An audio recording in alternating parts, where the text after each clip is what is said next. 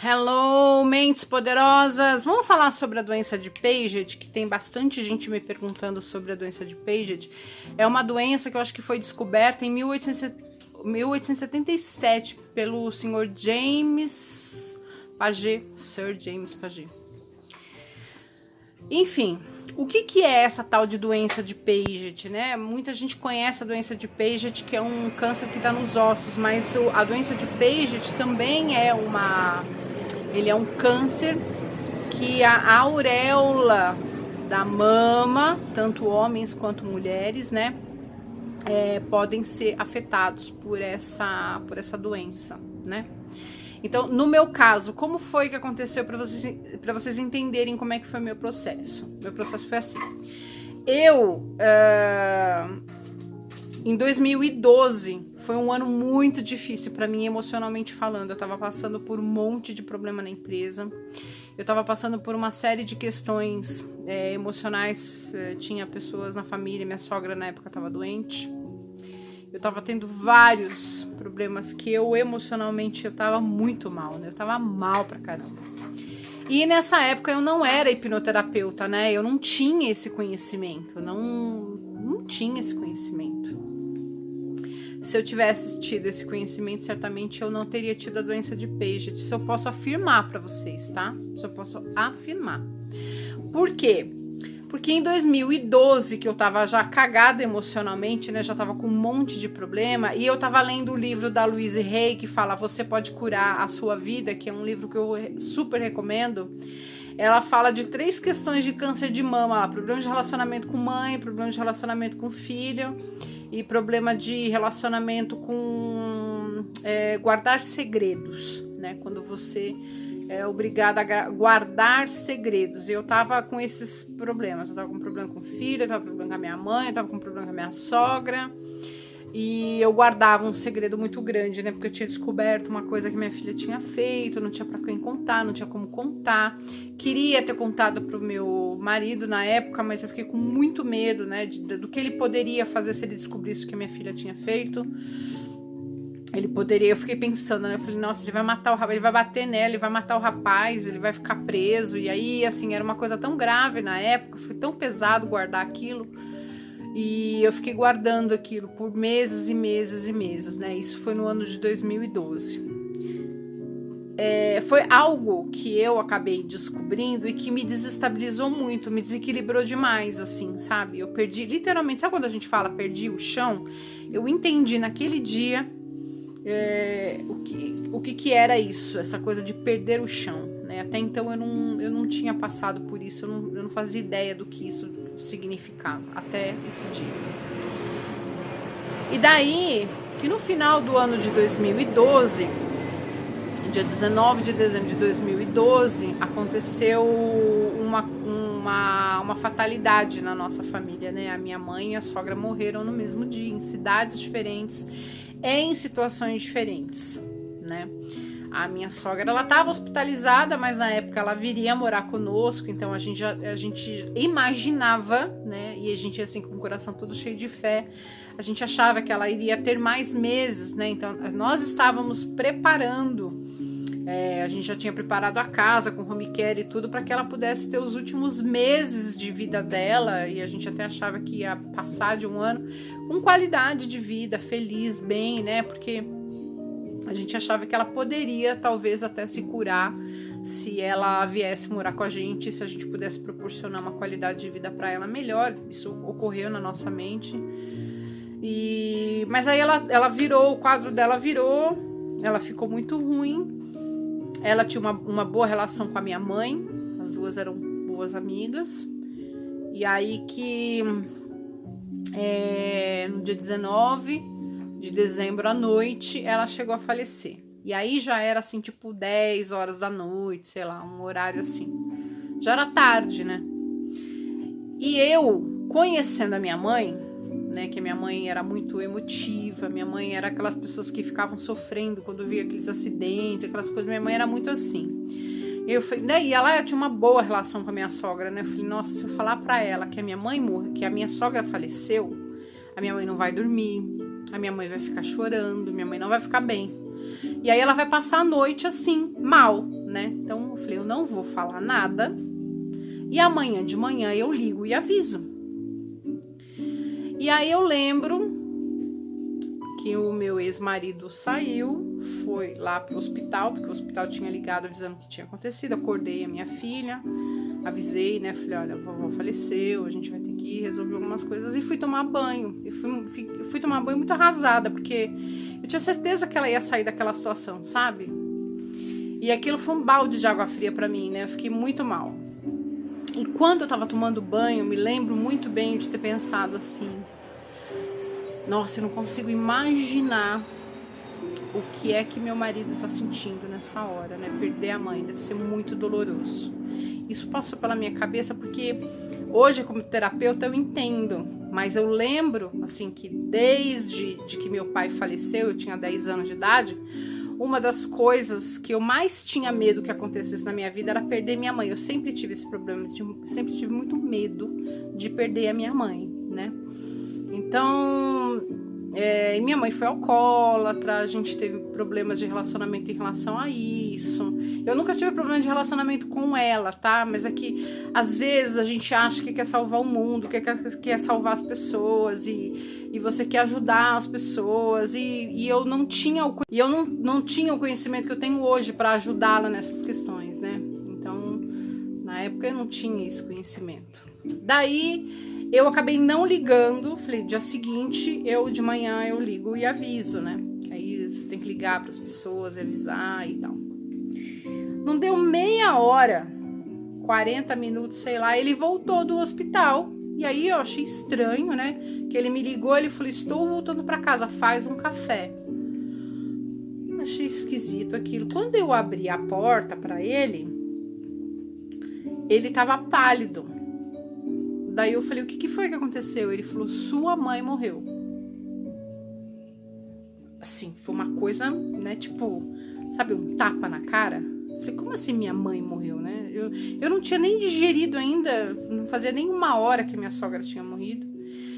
Enfim, na hora que ele saiu para ir pro hospital, meu irmão, que estava em Águas de Lindóia, ligou, perguntando se a gente estava em São Paulo. A gente estava em São Paulo, né? Porque a minha sogra estava hospitalizada em São Paulo. E aí ele falou, olha, a minha mãe acabou de falecer. E aí eu lembro dele ter comentado uma conversa meio louca, assim, entre os dois, né? Tipo, não, Sandro, foi a minha mãe que faleceu. Ele falou, não, olha, foi a minha mãe que faleceu. Daí entendeu-se que a minha mãe tinha levantado para ir fazer xixi, passou mal, teve um infarto fulminante e morreu. Então, assim, as duas morreram no mesmo dia. Então, o ano de 2012 já tinha sido um ano muito ruim para mim. Tinha sido um ano muito ruim na empresa, eu não estava bem emocionalmente, eu não estava bem profissionalmente, eu não estava bem com a minha filha, porque as coisas que eu descobri dela tinham me desestruturado de uma forma muito grande, né? E quando você não está segurando na barra, se arrancam ao seu tapete, a probabilidade de você puxar é muito grande, que foi o que aconteceu comigo. Eu espatifei, literalmente, né, de uma forma emocional, física, espiritual, de todas as formas. E guardando todo aquele segredo, aquele peso, aquele nó, aquele peso no peito, sabe? É uma coisa muito ruim. E aí o nosso Natal foi uma bosta, claro, né? A gente não tinha as nossas mães ali com a gente. O que eu mais temia aconteceu, que era perder minha mãe. Então foi muito difícil eu conseguir lidar com isso. E aí o ano de 2013 veio meu casamento ficou muito ruim. E aí a gente vai somando, né? 1 mais 1 é 2, 2 mais 1, mais 2. A gente vai somando, a gente vai somatizando as coisas no nosso corpo, né? Então, quando a gente não é terapeutizado, quando a gente não tem as nossas questões bem resolvidas, a gente vai virando uma esponja, a gente vai absorvendo esses problemas de uma forma que aquilo vai, uma hora ou outra, vai explodir, né? Eu tinha feito, no ano de 2012, eu tinha feito o exame. Todo ano eu fazia, né? Tava sempre, nunca tinha dado nada. A gente não tinha histórico de câncer na família nem nada. Daí apareceu o câncer de mama. Apareceu o câncer de mama, que era um carcinoma ductal in situ.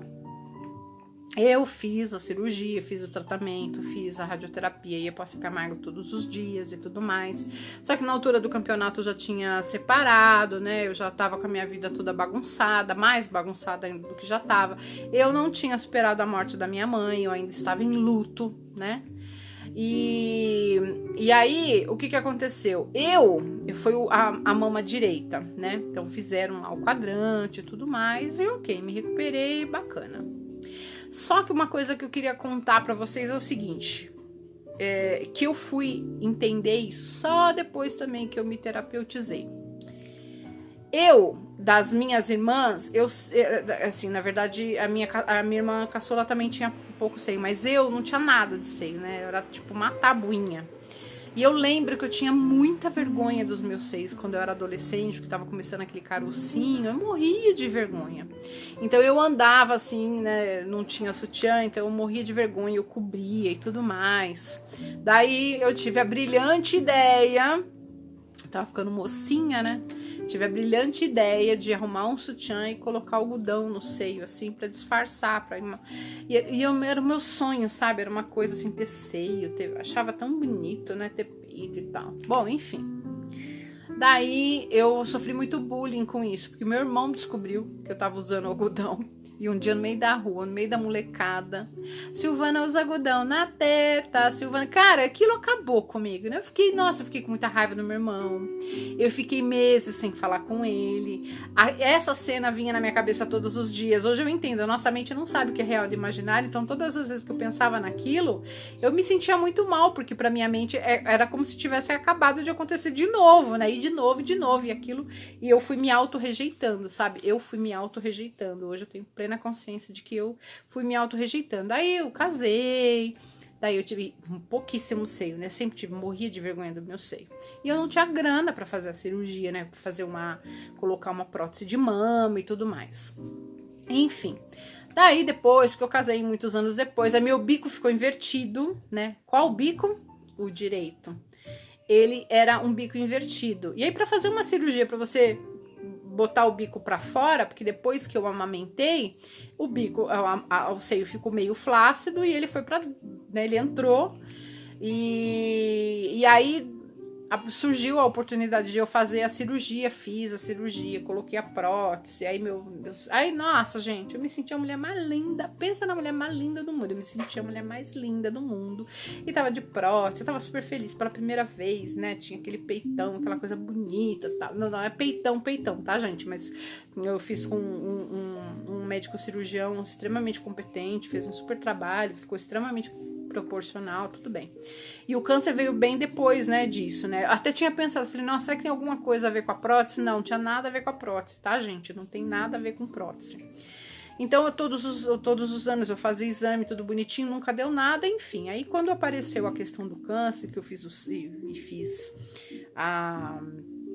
o tratamento no AC Camargo e tudo mais, eu fiquei pensando, eu falei, nossa, será que, né, graças a Deus não precisei tirar o seio, não precisei, né, perder a mama, enfim, fez todo o tratamento, fez lá a cicatrização, eu sempre tive uma boa cicatrização, ficou tudo bem. Só que eu não tinha me tratado emocionalmente, né, eu não tinha me tratado emocionalmente. Eu, na verdade, tava com a cabeça pior ainda do que eu já tava antes, né? Tava com a cabeça muito pior mesmo, literalmente, em todos os sentidos. E aí, quando a gente não cuida das nossas emoções, gente, quando a gente não se cuida, né? Quando a gente não se trata, e se tratar assim, tá? Hoje, novamente, volto a falar, como terapeuta, hoje eu entendo isso. Eu ia na psiquiatra do AC Camargo, nunca fui muito afim de tomar remédio, mas eu cheguei num ponto onde eu precisei, porque eu tava numa depressão profunda, eu não tava legal, eu não tava bem e tudo mais, mas, de novo, a gente tratando só sintoma, né, não tava tratando a causa, a raiz das questões, né, que estavam só acumulando e somatizando e tudo mais. Então, quando a coisa começou a ficar pior, o que aconteceu 2 anos depois, né? Eu comecei a observar que o meu mamilo começou a soltar uma espécie de um colostro, parecia um colostrozinho, quando eu tomava banho. Então, quais são os sintomas, para vocês saberem, tá? o bico do seio fica muito sensível, extremamente sensível. Ele sangrava, ele coçava muito, era desesperador, coçava. Quando eu tomava banho, ele ficava mais inchado com a água, né? Então ele ficava inchado. Vocês estão ouvindo uns barulhinhos, é a Nina e o Toby aqui, tá? Os meus filhos de 4 patas. E aí eu falava, gente, isso não é normal, né? Isso não é normal. Bom, eu fui no AC Camargo de novo. Daí eu passei em todos os médicos. Agora eu quero que vocês prestem atenção no que eu vou dizer, tá? Eu passei em todos os médicos e fiz todos os exames e tudo dava negativo. Tudo dava negativo. Então esse é um ponto principal para você entender em relação à doença de Paget. Ela é uma doença silenciosa nesse aspecto. Você tem os sintomas, mas você não tem um diagnóstico. Você faz os exames e tudo dá negativo. E eu tava fazendo os exames no AC Camargo, gente. Que é um baita hospital referência, né? Passei na dermatologista. E, olha, passei pomadinha. O que vocês puderem imaginar, eu fiz. E aí as pessoas começavam a falar assim pra mim. Sil, deve ser emocional, você não tá bem, né? Você passou por uma separação, você perdeu a sua mãe. Tanta coisa acontecendo. E realmente era muita coisa acontecendo na minha vida. E eu ficando cada vez pior, né? E a minha depressão aumentando. Deve ser o sabão. Aí eu troquei o sabão. Porque você pensa, deve ser o sabão em pó, né? Aí troca o sabão. Aí você começa com sabão de coco. Aí depois shampoozinho e Johnson.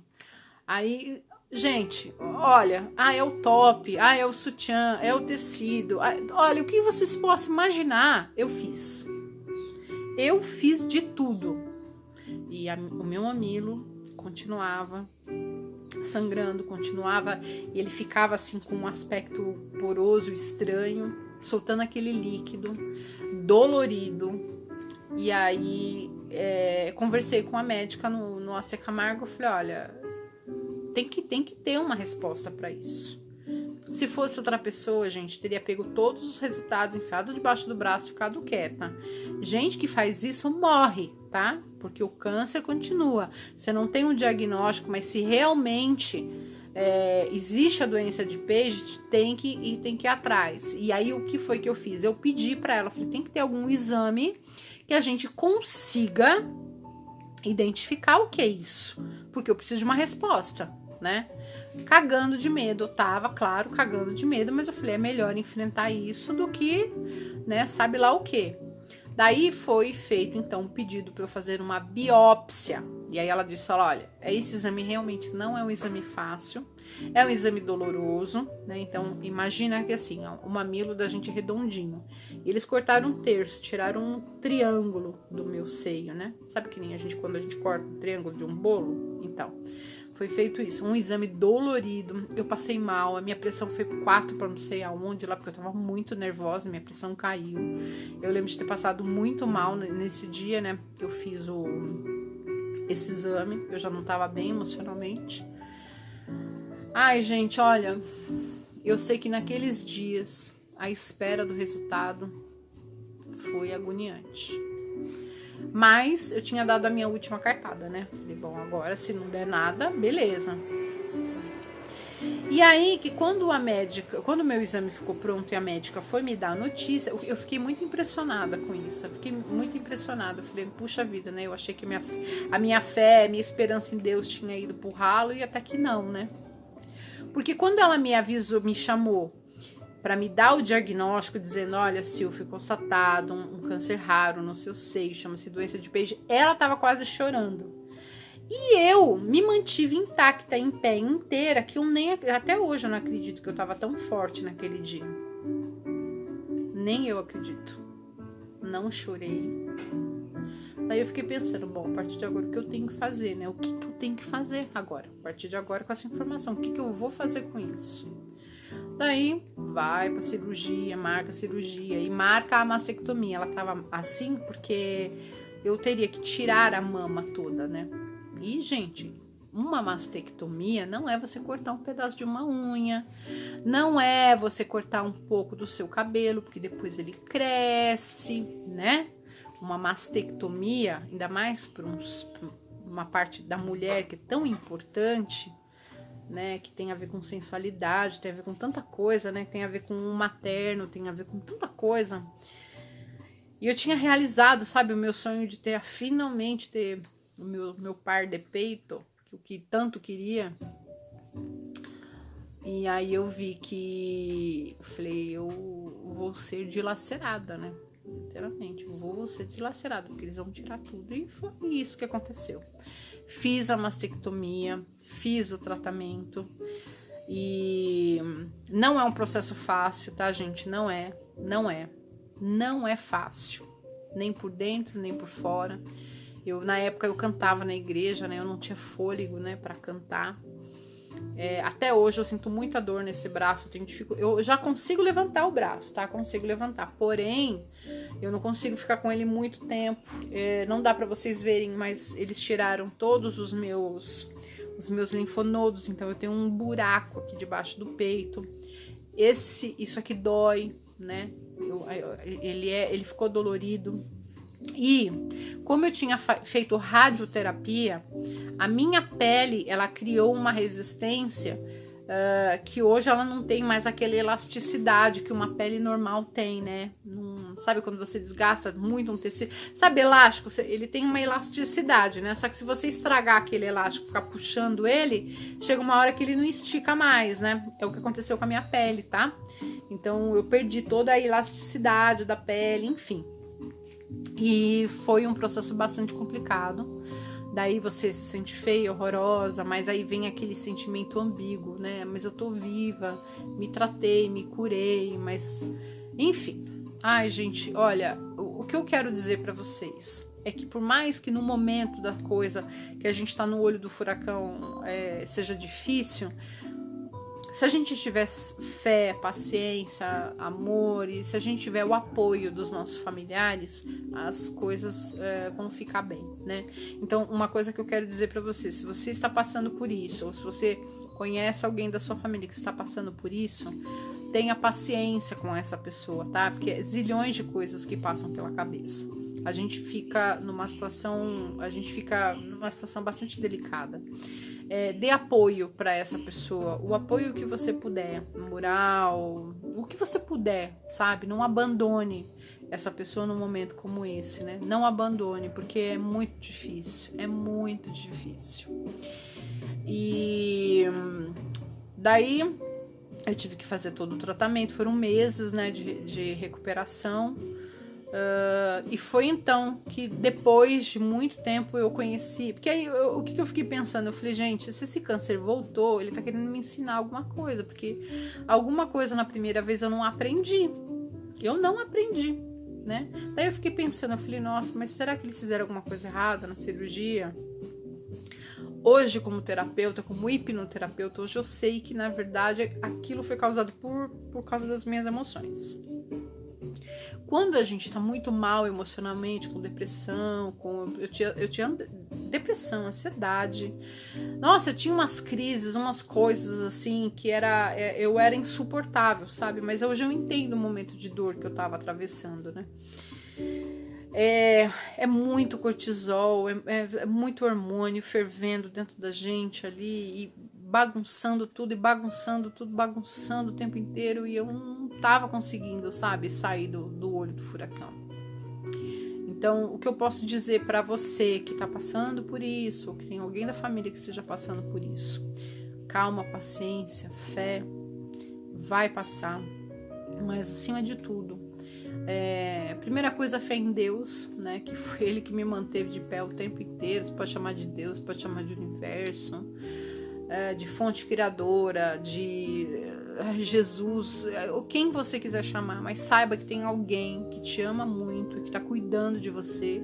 Eu tenho certeza disso porque Ele cuidou de mim, tá? Eu vi várias vezes a manifestação divina de Deus cuidando de mim. Então, eu quero que você saiba disso, que existe sim essa chance de você ter esse cuidado. A outra coisa que eu quero te falar é que procure cuidar das emoções, mas vai atrás da causa, tá? Não vai adiantar só você ir no psiquiatra, tomar remédio e tratar sintoma. É muito importante que você descubra de onde vem da onde tá vindo todas essas suas questões emocionais, né? Porque eu tinha muita questão de infância, problema com o pai, enfim, um monte de coisa lá de trás que foi só somatizando. É óbvio, uma hora isso explode. E foi o que aconteceu, né? O meu balde d'água, minha última gota d'água, né, que transbordou meu balde, foi exatamente a morte da minha mãe, que aí um monte de outros acontecimentos começaram a vir com força total. Então, o que eu digo pra você, busque autoconhecimento, busque tratar, ou sei lá, se você quiser fazer hipnose, tem Theta Healing, sei lá, tem reiki, não sei, procure algo que faça sentido pra você. Pra mim, o que fez sentido foi a hipnoterapia, né? Pra mim funcionou, mas eu não vou falar assim, olha, só hipnoterapia vai funcionar. Não, procure algo que funcione pra você, tá? Veja algo que pra você faz sentido, certo? Pra mim fez todo sentido e na causa das minhas questões, cortar o mal pela raiz, né? Porque até então eu tava só aparando a borda, né? Vocês já devem ter visto aquele desenho quando a gente fala do consciente, do subconsciente, né? Que tem uma geleira, né, no mar, que a gente só vê a ponta do iceberg, a gente fala a ponta do iceberg, mas o problema tá todo ali, né? O nosso subconsciente tá tudo submerso e a gente não vê, e cortar a ponta do iceberg não vai resolver as nossas questões, né? Então, procure algo mais profundo, onde você consiga resolver suas questões emocionais, suas questões de infância, né? Eu percebi, assim, que a Silvaninha, né, aquela menina que passou por tanta coisa na infância, que o pai morreu com 10 anos e que passou por tanta dificuldade, ela estava sofrendo bastante, né? Tava ainda perdida, tava com um monte de questão de rejeição, de abandono, de medo, de enfim, um monte de coisa, e que hoje, graças a Deus, a gente tá se dando bem, eu e ela, né? Então, estamos resolvidos. Ainda a gente, de vez em quando, tem uns perrengues, né? Eu e a Silvaninha, mas na hora que ela aparece, assim, pra me mostrar algo, eu vejo que eu preciso pegá-la, acolher a minha criança interior e ver quais são as coisas que estão acontecendo, né? Pra poder sanar, né? E resolver de vez tudo isso. Então, gente, doença de Paget é algo que precisa ser visto, tá? Então, se você fez vários exames e não deu nada, peça um exame mais detalhado, como uma biópsia, por exemplo. Não largue mão, tá? A doença dá em homens também, então dá em mulheres, dá em homens, então eles falam que é 0,4, 0,5%, né, dessa doença, então assim, é um número considerável, né? A gente, antigamente, não se falava muito sobre a doença de Paget na mama, tanto é que quando eu estava no AC Camargo, ia para as minhas consultas, apareciam vários médicos, né? E todos eles querendo me avaliar, me analisar e verificar, e, enfim. Você vê que é uma doença ainda que está sendo estudada, né? Mas as minhas questões emocionais eram exatamente isso: problema de relacionamento com mãe, problema de relacionamento com filha. Então a medicina germânica explica isso muito bem.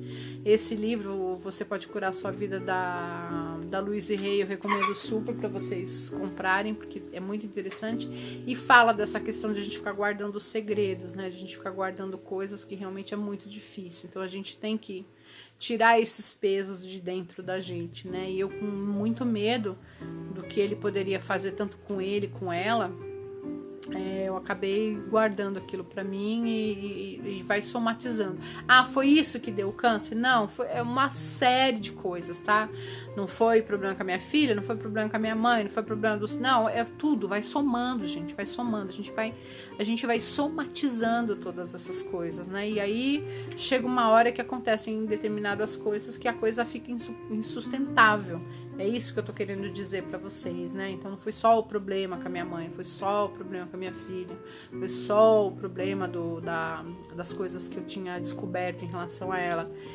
Eram várias coisas, né? Tinha um monte de outras coisas envolvidas aí, né? Então, o que eu digo pra você, se você tem esse sintoma, investigue, tá? E se você precisar da minha ajuda, pode me ligar, Eu tenho falado com algumas pessoas que assistiu outro vídeo, né, que querem tirar suas dúvidas. Gente, o que eu puder fazer para ajudá-los, eu estou à disposição, né? Hoje eu vejo que assim, tem como resolver? Tem.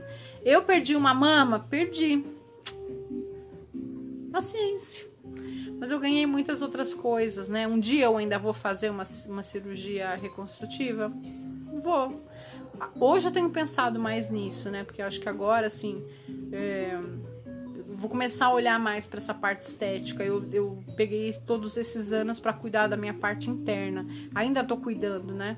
Eu devia andar pela rua com uma placa no pescoço escrito em obras, né? Eu tô em obras, Deus tá trabalhando em mim, eu tô trabalhando em mim, eu tô tentando melhorar de todas as formas possíveis, né? Então, mas quem sabe futuramente, né? Eu consiga fazer de novo, mais uma vez, uma cirurgia e deixar eles bonitinhos e tudo bem. E tudo bem também, se não fizer, né? Tudo bem. O importante é que eu esteja me cuidando do lado de dentro, né? Isso que é o mais importante. E que eu possa, de alguma forma, ser um canal de bênçãos e poder ajudar o maior número de pessoas possível. Por isso estou falando com vocês.